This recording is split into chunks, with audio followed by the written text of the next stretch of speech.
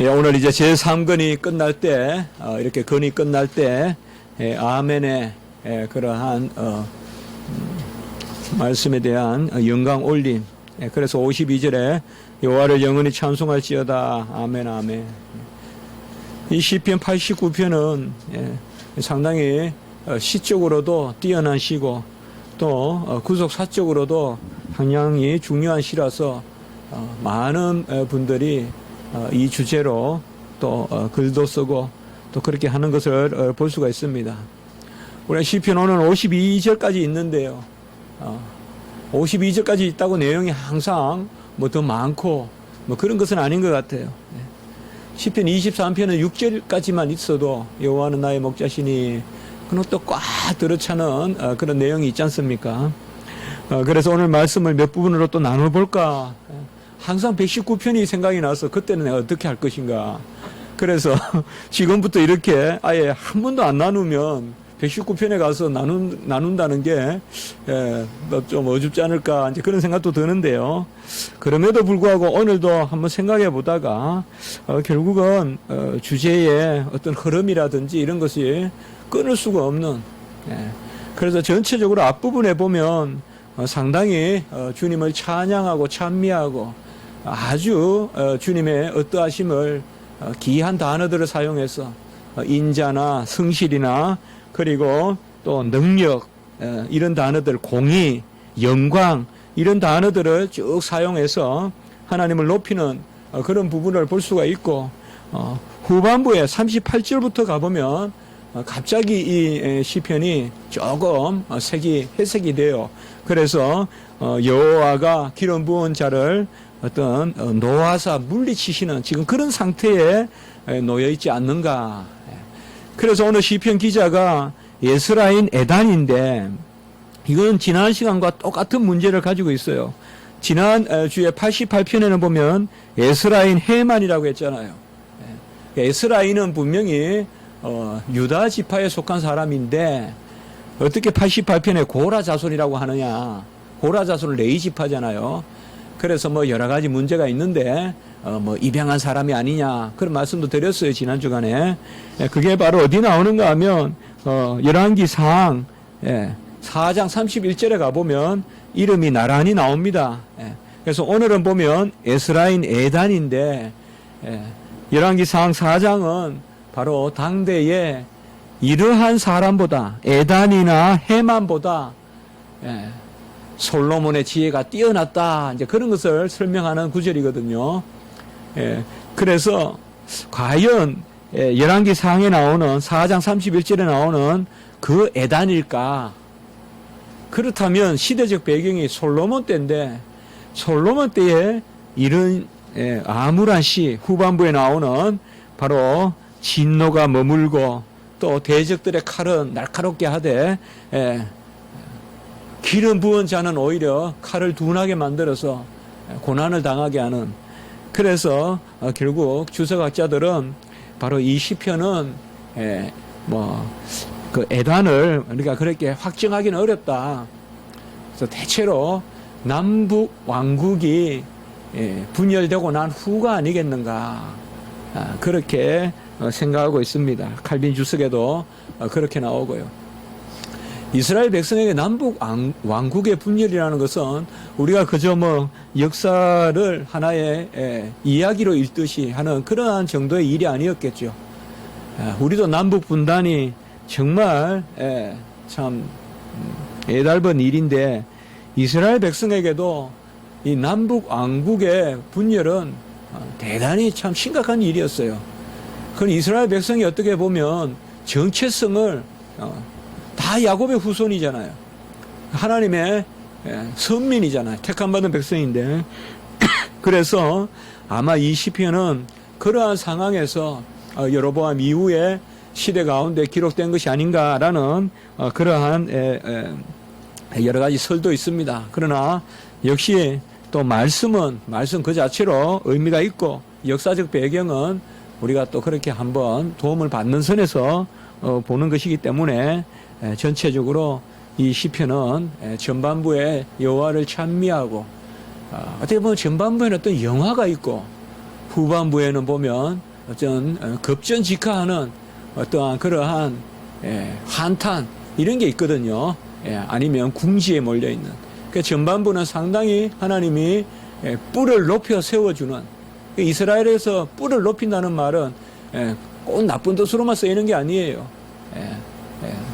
그래서 뿔을 높인다는 말이 우리가 구약에 보면 나오지 않습니까? 그래서 이 뿔을 높여주시는 여호와 하나님이 정말 관을 향기롭게 해주시는 그러한 은혜를 베푼 부분이 전반부에 있다면 후반부에는 전혀 그것과는 아주 어조가 다른 그런 것이 이 시편 89편의 그러한 전체적인 구조가 되겠습니다.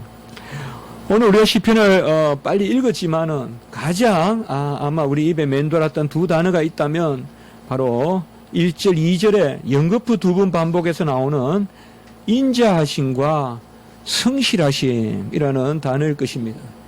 그래서 여호와의 인자하심과 성실하심을 1절에서는 노래하고 대대에 알게 하리라. 그리고 2절에서는 그 인자하심과 성실하심을 영원히 세우고 하늘에서 견고하게 하리라 라고 이렇게 말하고 있습니다. 구약의 인자야 말할 바도 없이 헤세드, 바로 사랑을 의미하는 거겠죠.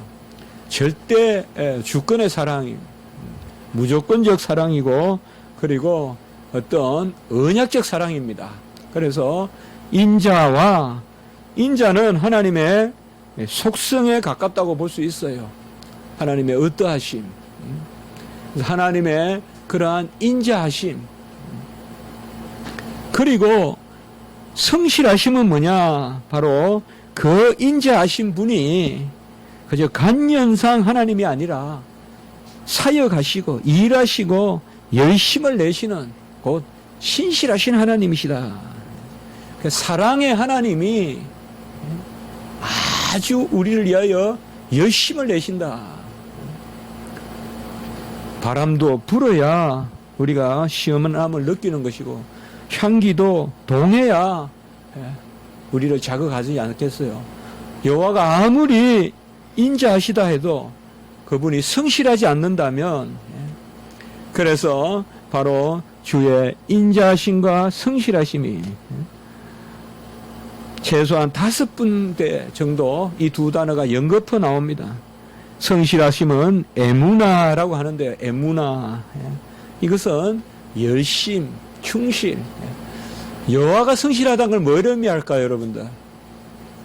여호와는 모든 게 자기 자가 붙어야 돼요. 같이 합시다. 자기 계시, 자기 성실. 스스로가 스스로에게 성실한 거예요. 그래서 사랑이신 하나님이 그 사랑이신 하나님에 충실하신 거죠. 우리가 자기 계시다. 그 다음에 자기 완성이다. 또 자기 성취다. 그러니까 여호와의 일에 대해서 우리가 꼭 자기 자를 붙이면 되는데요. 그러니까 self, 스스로가 스스로에게 충실하신, 성실하신 1절과 2절, 24절, 33절, 49절 이런 부분에 꼭 이 두 단어 인자하심과 성실하심이, 인자하지 않게 성실하다면 그것은 또 문제죠. 막 날아오는 것이 나비가 아니라 아주 쏘는 그러한 벌이 날아오면 그게 얼마나 큰 환란이에요. 나비가 날아오면 아름답지만은 바삐 날개짓을 1초에 뭐 20분 100분도 하는 게 곤충이잖아요. 막 날개짓을 바삐 하면서 오는데 그 향기를 안고 오느냐 아니면 독을 안고 오느냐. 벌떼같이 덤비면 물론 꽃에 벌이 덤비는 건 좋지만 사람에게 덤비면 살 일이 아니잖아요. 바로 인자하시면서 성실하셔야 되고 또 성실하신데 인자하셔야 되죠. 근데 우리 여호와 하나님은 인자하시면서 성실하세요. 우리는 그토록 여호와 하나님께 정말 내가 여호와를 사랑합니다, 사랑합니다라고 사랑을 외치지만은 우리는 자기 완성, 자기 계시의 사랑이 아니기 때문에 그 사랑은 금방 식어버려요. 언제 그랬나년 중 여호와를 멀리하고 또 여호와를 사랑하기는커녕 여호와를 마치 존재라도 하는 듯이 하는 것을 믿기라도 하는지 의심스러울 만큼 여호와가 있는지 없는지 그렇게 살 때도 많지만은 하나님은 스스로가 스스로에게 사랑이시기 때문에 그 사랑 가운데 우리에게 열심을 더해 주시고 성실하시다는 것입니다. 4절에 보시면 인자와 성실로 내 뿔이 인자와 성실로 24절에 보면 인자와 성실로 뿔이 높아지고 인자와 성실로 뿔이 높아지고 33절에도 보면 인자와 성실을 패하지 아니하시고 그리고 49절에는 아까도 말씀과 같이 전혀 다른 상황에서 이제 절망적인 상황에서는 인자와 성실이 어디 있습니까? 주의 성실하심으로 다윗에게 맹세하신 그 전의 인자하심이 어디에 있습니까? 라고 이렇게 말씀하고 있습니다. 사랑의 하나님이 열심을 다하시고 신실하시고 성실하시다. 이러한 인자하심과 성실하심, 그분의 어떠하심과 또 그분의 행하심, 이것이 집약되어 있는 단어가 역시 오늘 시편에서 자주 나오는 다름 아닌 바로 언약이라고 볼 수 있겠습니다. 3절에 보시면 주께서 이르시되 나는 내가 택한 자와 언약을 맺으며 내 종 다윗에게 맹세하기를 내가 내 왕위를 내 자손을 영원히 경고케 하며 내 왕위를 대대에 세우리라 하셨나이다.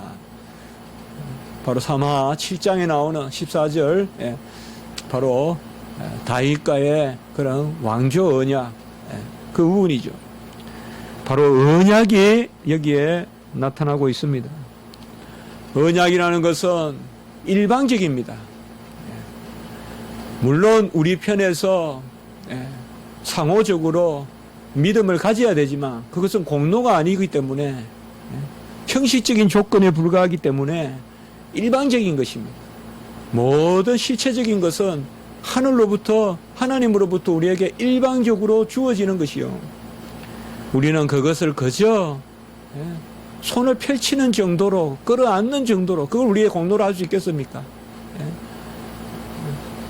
그저 퍼먹는 정도 그 숟가락을 들었다고 해서 어떻게 공로라고 하겠습니까? 그러니 바로 언약은 여호와 하나님께서 우리에게 베풀어 주시는 하나님의 자기 인자하심 스스로 사랑이신 그 하나님이 움직이시는 그것을 보여주는 것이 바로 언약인 것입니다. 언약은 주고 받는 것이 아니라 바로 하나님이 그 언약을 세우시는 것입니다. 인자하신 가운데 언약을 세우시는 28절에도 보면 언약이란 부분이 또 등장하고 있습니다. 또 34절에도 보면 내 언약을 깨뜨리지 아니하고 입술에서 낸 것은 변하지 아니하리로다라고 이렇게 말씀하고 있습니다. 언약은 크게 두 가지다 이거죠. 여호와의 어떠하심을 보여주시고 여호와의 열심을 보여주신다. 그래서 인자하심과 성실하심을 언약을 통해서 우리에게 드러내어 주시는 것입니다. 오늘 우리는 이 자리에서 이 두 가지로 말미암아 다 하나님 앞에 괴로운 부분이 있습니다. 과연 나는 얼마나 하나님을 사랑했는가라는 질문을 던지게 되고 그리고 나는 과연 얼마나 하나님 앞에 열심을 다했는가 라고 또한 질문을 던질 수가 있겠죠. 정말 과연 내가 하나님의 일에 몰두하고 있는지 혹은 하나님의 뜻에 충실히 열심을 다하고 있는지. 그러나 이미 언약이란 이름이 우리 앞에 주어져 있는 이상 아무리 우리의 사랑을 이야기하고 우리의 열심을 이야기해도 그것이 하나님의 사랑의 절대적인 조건은 되지 못합니다. 내가 사랑했다고 해서 하나님이 나를 더 사랑하거나 혹은 내가 사랑하지 않았다고 해서 하나님이 나를 덜 사랑하거나 절대적인 인과관계는 없다는 것이죠. 탕자가 그저 멀어진 것만 아니라는 것입니다. 또 나의 열심과 하나님의 열심은 항상 인과관계를 맺고 있지는 않다는 거죠. 내가 열심히 주의 일을 한다고 하나님이 열심히 나를 위해 움직였다라고 말해서는 사실상 안 된다는 거죠. 혹은 그 역도 안 된다는 거죠. 내가 열심히 떨어지니 하나님의 열심도 떨어졌다라고 말해서도 안 된다는 거죠. 욥의 친구들은 그런 논법을 이야기했죠. 욥이 네가 잘 욥 내가 잘 순종했을 때는 복을 받았는데 네가 불순종하니까 화가 임했다. 그래서 그가 10명의 자녀를 잃고 병이 걸리고 재산을 다 잃고 아주 몸을 긁고 또 아내로부터도 그런 말을 듣고 네가 못해서 그렇다. 그러면 역으로 말하면 네가 잘해서 옛날에는 거면 복받은 거예요. 욥이 잘해서 복받았냐 말이에요. 욥이 못해서 재난이 임했다고만 계속 인간관계를 말한다면 욥이 잘해서 복받았냐고 옛날에는. 그럼 욥의 공로네요. 10명의 자녀도 욥의 공로고 재산도 다 욥의 공로네요. 욥기는 그래 읽으면 안 되죠. 우리가 열심을 내야 돼요. 우리가 하나님 사랑해야 돼요. 그러나 인과관계로 사랑하고 인과관계로 열심을 낸다는 것은 이미 사랑 없음이고 열심 없음이에요. 우리는 하나님의 열심으로 하나님의 사랑으로 우리와 하나님과의 사랑이 유지되는 것이지 어떤 기브앤테이크에 주고받고식에서 그런 사랑이 아니다. 오직 하나님의 우리에게 내려 부어주시는 일방적인 사랑, 언약의 일방성, 그 가운데서 여호와가 우리를 사랑하시고 열심도 여호와께서 밤새 주무시지 아니하고 동풍을 불어 홍해를 마르게 하신 분은 여호와지요. 이스라엘 백성이 뭐로 거들기나 했습니까? 여호와의 열심으로 이루어지는, 여리고가 무너지는 것이 여호와의 열심이죠. 구체적인 그것을 표현하지는 않았지만 여호와께서 일하시기 때문에 무너지는 것이죠. 언약은 하나님의 은혜의 약속이다. 오늘 이 시편이 우리에게 주는 바로 여호와의 성실하심과 여호와의 인자하심이, 그래서 여호와를 찬양하고 그 귀한 일을 찬양하는 것입니다. 본 시편은 바로 언약이 주제다. 그래서 아까도 제가 말씀을 드렸지만은 본 시편을 많이 연구해요, 사람들이. 주로 언약이 뭔가라는 관점에서도 많이 연구합니다. 우리 또 김정우 교수님 같은 분도 시편 89편을 많이 평생 연구하시는 분이. 언약이 뭘까요? 오늘 시편 말씀에 기초보면 첫째로 4절에 보시면 내 왕위를 대대에 세우리로다. 4절에 보시면 내가 내 자손을 영원히 경고해야 하며 내 왕위를 대대에 세우리로다. 우리가 구약에서 이 왕이라는 것은 신약에서 자녀됨이에요. 특별히 우리가 오늘 이제 언약은 다윗 언약에 계속 나오잖아요. 후반부에도 다윗의 왕조 언약이 바로 내 후손 아들, 바로 왕의 개념이 아들의 개념이에요. 그래서 너는 내 사랑하는 아들이요 내 기뻐하는 자라 할 때 예수님에게 울려 퍼진 그 아들의 선포는 왕의 선포예요. 기뻐하는 자는 바로 제사장의 선포예요. 왕 제사장의 선포예요. 제사장이 누구예요? 바로 하늘 아버지의 뜻을 쫓아 제물을 드리는 거 아니에요. 그렇게 기뻐하는 일을 하는 거예요. 내 사랑하는 아들이요, 이 말은 왕이라는 뜻이에요. 그래서 첫 번째로 이 언약은 자녀됩니다. 내 왕위를 견고히 하며 내 왕위를 대대에 세우리라. 이러한 언약의 기초에서 우리는 유아 세례를 주고 또 베푸는 것이죠. 두 번째, 이 언약에 우리가 당사자는 누구냐 이 말이죠. 세상의 약속은 사람과 사람 사이의 약속입니다. 우리가 계약이란 말을 쓸 때는 바로 인간과 인간의 계약이에요. 세상법에서는. 인간과 동물이 계약하는 적은 없어요. 그런 계약은 있을 수도 없고 무효이고요. 아무 의미가 없어요. 아무 의미가 없어요. 그러나 하나님의 언약은 당사자가 하나님과 우리 사이의 언약이에요. 그래서 오늘 시편에서는 우리를 자녀 삼아 주시는 왕으로 세워 주시는 그 하나님, 그분이 누구신가? 항상 우리는 은혜를 생각할 때 그분이 누구신가? 가장 대표적인 게 뭐예요? 바로 애굽에서 우리를 건져 주신 분이다. 여호와로라. 오늘은 그런 말로 5절 이하에 약 13절까지 그걸 이야기하고 있어요. 5절에 보면 그분은 기이한 일을 하시는 분이에요. 주의 기이한 일을 하시는 분이에요. 그래서 하늘이 찬양하는 바로 그러한 기이한 일을 행하시는 것입니다. 8절에로 보면 주와 같이 능력 있는 이가 없어요. 여호와 만군의 하나님이여 주와 같이 능력 있는 이가 어디에 있습니까? 9절에 보면 파도를 다스리시고 9절에 보면 온갖 자연도 다스리시고 이제 이 파도를 다스리고 물결을 다스리는 분 우리 예수님이 오시죠.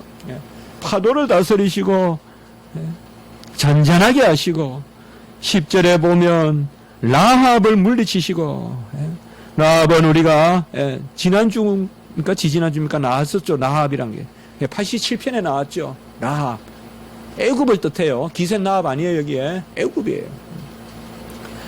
여러분 북왕국 시대 때 솔로몬 시대 때 애굽이 강합니다. 여전히. 그래서 해변길로 애굽이 쳐들어오고 그리고 저쪽에서는 아람 쪽이 강해요. 점점.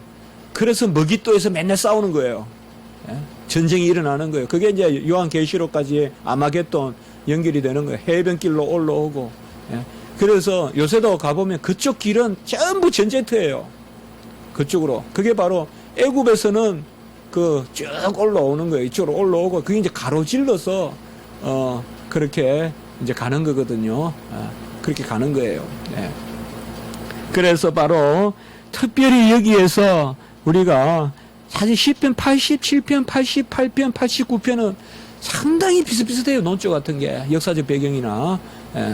그래서 라합을 죽임 당한지 같이 깨뜨리시고 주의 원수를 주의 능력의 팔로 흩으셨나이다. 그래서 이제 당분간은 급하면 이제 애굽에 가볼까. 이게 이제 언제까지예요? 바벨론이 멸망할 때까지 이스라엘 백성이 애굽에 가서 손잡자. 하나님은 그래 하지 마라. 포로로 그냥 끌려가라. 그게 지금 하나님 뜻이었잖아요. 그래서 바로 하나님은 누구냐? 라합을 물리치고 이게 상당히 역사적으로는 그 큰 이집트를 물리치는 애굽을 물리치는 그리고 12절 또 말씀을 보면 남북을 주께서 창조하셨으니 다볼과 헐모니 헤르모니 주의 이름으로 즐거워하고 이건 11절 12절 연결되어 있는 것이죠.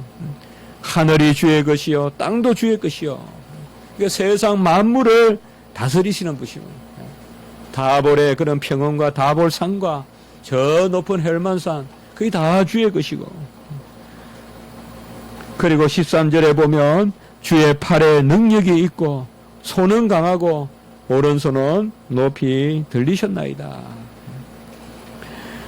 바로 주는 누구신가? 6절에 그 질문이 던져져 있죠. 무릇 구름 위에서 능히 여호와와 비교할 자 누구며 신들 중에서 여호와와 같은 자 누구리까?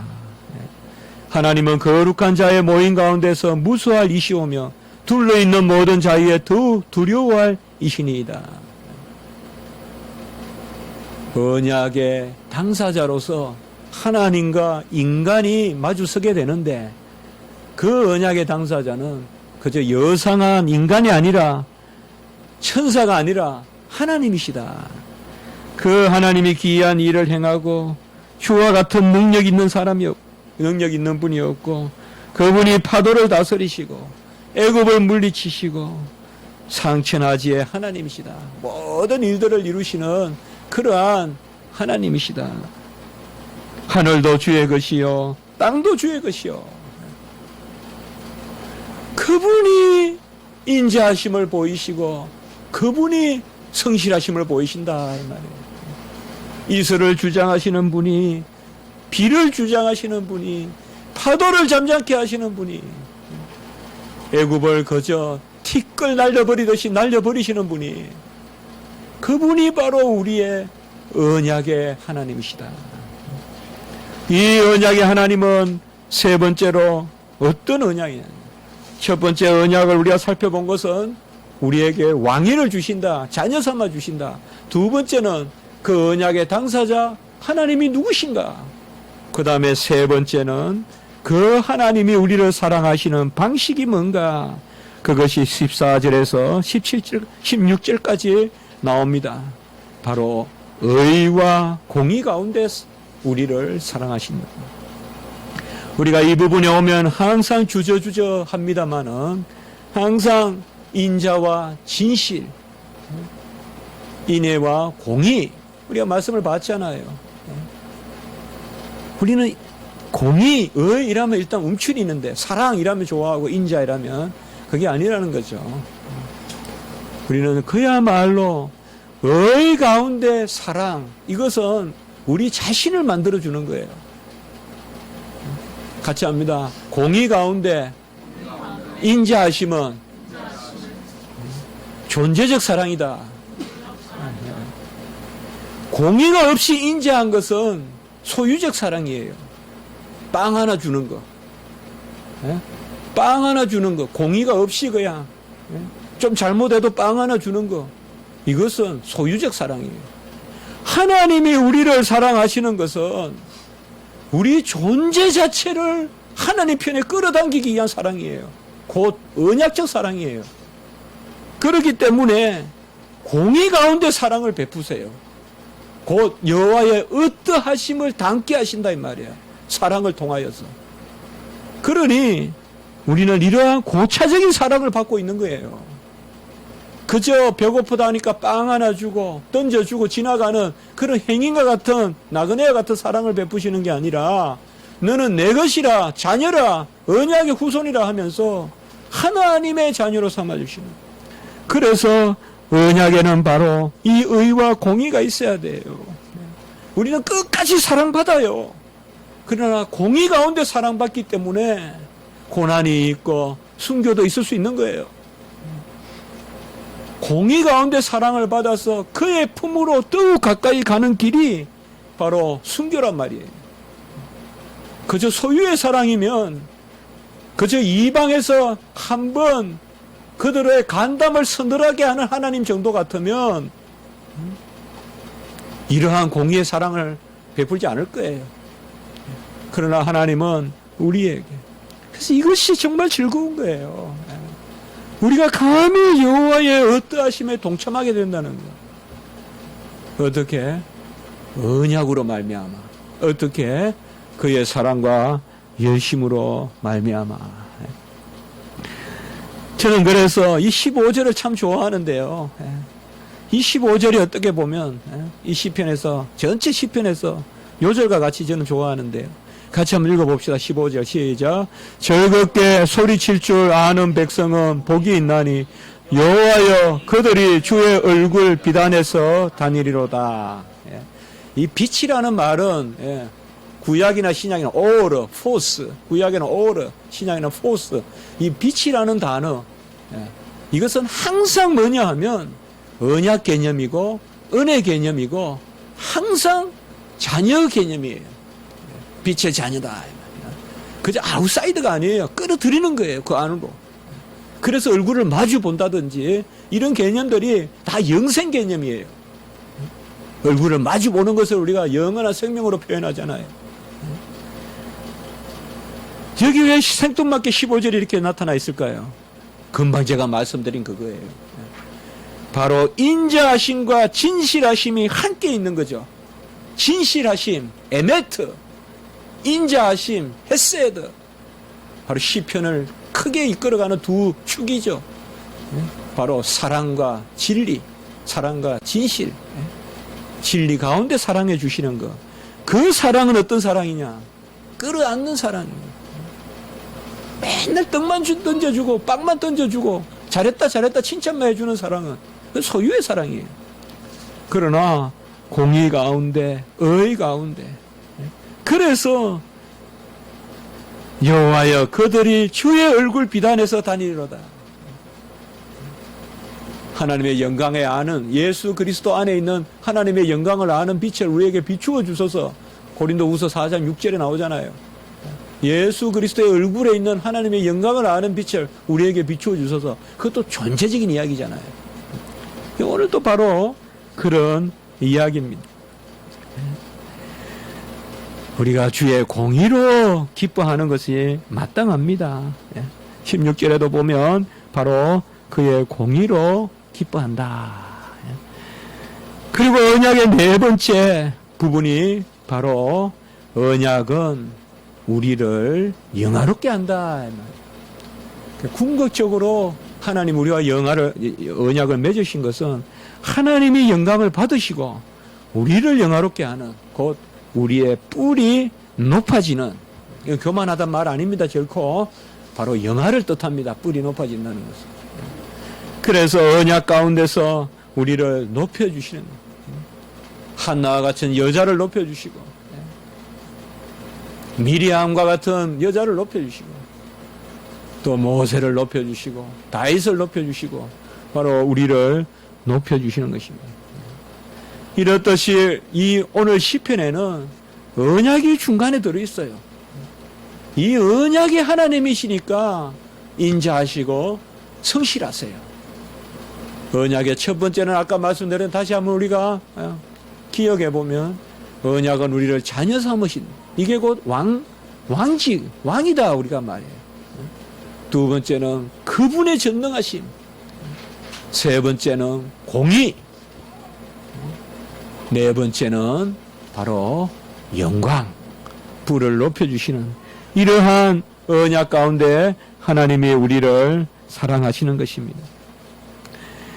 바로 내 종 다윗에게 기름을 부으시고 언약을 굳게 세우시는 28절에 그 말씀을 보여줄 수가 있습니다. 20절에 보면 다윗을 찾아내어 거룩한 기름을 그에게 부었도다. 우리가 역사적 사건으로 잘 알죠. 다윗을 찾아냈다는 말은 다윗이 말죄로 양을 치고 있는데 찾아가서 사무엘의 기름을 붓잖아요. 그걸 이야기해요.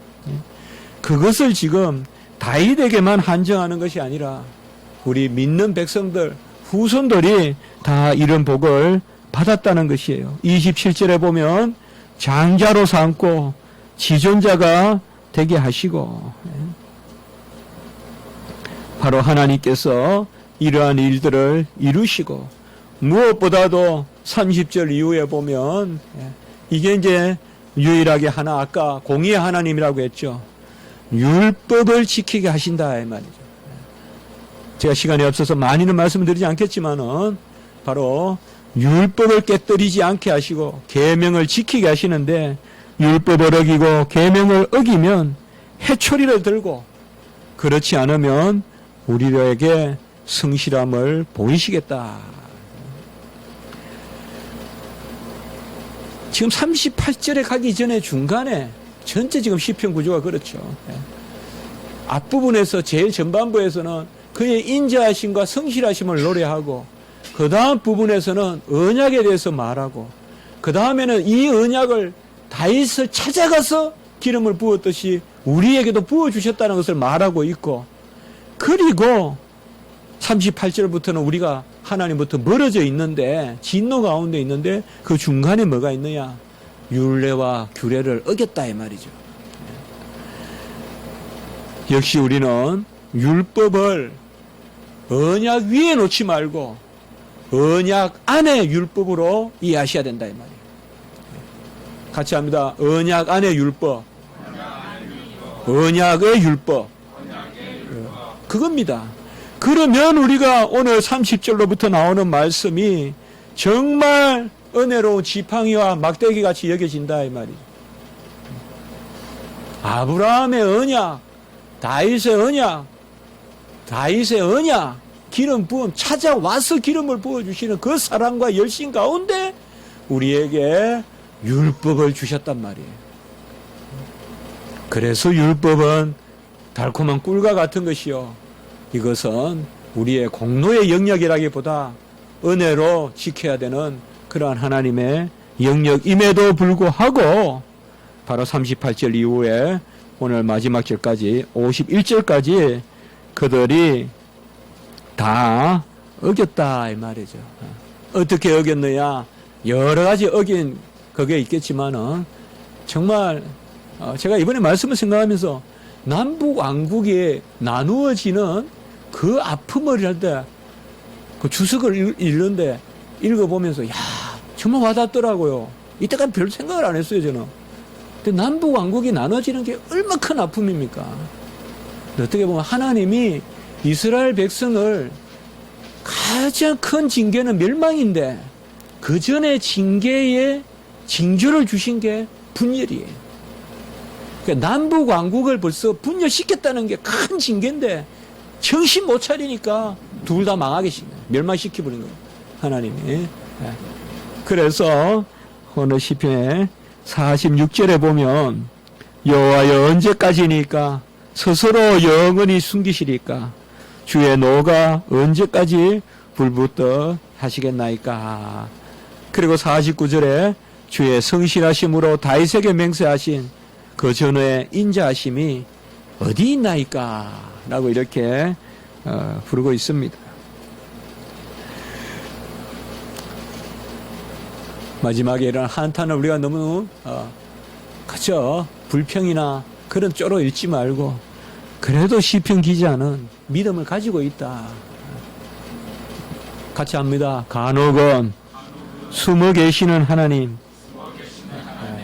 물론 우리가 숨어 계시는 하나님, 루터의 용어로 히든가 이라면 주로 좋은 뜻으로 쓰여요. 다 알 수는 없지만 우리 사랑하시는, 그러나 간혹은 진노 가운데 숨어 계실 수도 있다 이 말이죠. 진노 가운데. 근데 우리가 진노 가운데 숨어 계신 하나님은 잘 인정하지 않으려고 하죠. 하나님이 없는 것 같고. 그렇게 보면 그래도 이렇게 부르는 게 우리의 기독교인의 실존이 아닌가. 언제까지 숨으십니까?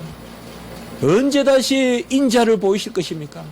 언제 다시 열심을 보이시고 성실을 보이실 것입니까? 결코 오늘 시편은 그저 깔아앉는 시편이 아니라 그러한 어려운 가운데서도 여호와 하나님께 구하는, 결국은 언약에 신실하신 분은 우리가 아니라 하나님이시다. 그가 먼저 사랑하시고 그가 우리가 나기 전에도 사랑하셨듯이 그가 먼저 언약을 맺으시고 우리의 주가 되셨다. 그것을 보여주고 있습니다. 이 시간에 우리가 기도할 때 이 말씀을 기억하면서 정말 답답하고 힘든 일들, 또 죄에 속한 것들, 이런 많은 것들이 있더라도 두 가지, 여호와는 인자하시고 열심을 다하시는 언약의 하나님, 나의 하나님, 바로 그 하나님이시다. 그는 전능하신 분이다. 우리에게 공의를 요구하심으로 우리를 자녀 삼아 주셨다는 오히려 표를 삼으신다. 우리가 율법을 지킬 힘을 주신다. 이런 것을 기억하면서 한번 우리가 오늘 같이 기도하면 좋겠습니다. 자, 일단 제가 한번 기도 드리겠습니다. 거룩하고 자비로우신 하나님 아버지, 아름다운 시편 가운데서 진리의 말씀을 듣게 하시니 감사합니다. 정말 지금 우리의 모습, 정말 아버지 오늘 시편 후반부와 같이 멀어져 떨어져 있는 모습일 수 있으나 여호와 하나님이여, 신실하신 분은 오직 하나님이여, 믿음이 있으신 분은 오직 하나님이여, 우리는 항상 믿음이 없는 줄 믿사오니 주님께서 사랑하시는 그 사랑으로 우리를 이끌어 주시고 우리 모든 영혼들이 이로 말미암아 평강을 얻고 희락 가운데 주님 앞에 나아갈 수 있도록 인도하여 주시옵소서. 예수님의 이름으로 기도드리옵나이다. 아멘.